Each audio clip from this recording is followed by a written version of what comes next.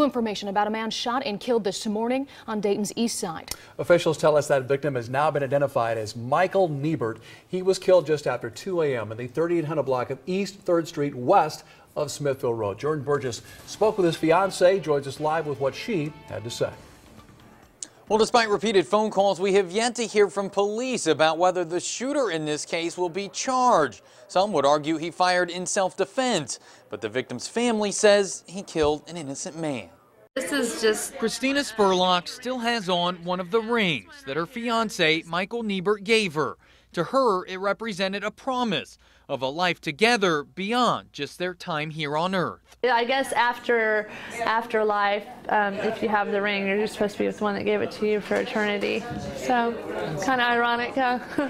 Michael was shot and killed early this morning in his mom's backyard in the 3700 block of East 3rd Street. Christina had been sleeping just a few houses away and ran to see what had happened. I heard Mike wailing like he was in pain, and then I heard his son Luke saying, "Dad, Dad, someone help my dad."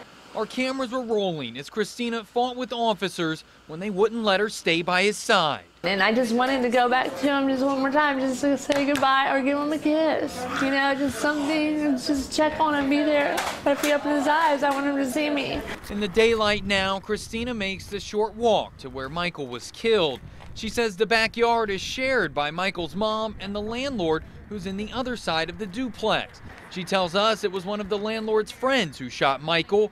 The step outside is still covered with shattered glass. I mean, he always is over there. He's always over there checking on his mom. You know, it's just nothing new. Christina says she's not sure why the man opened fire on her fiancé, but she wishes he would have hesitated before pulling the trigger. You know, you don't know who you're hurting or who you're taking away from people, so just ask questions, think.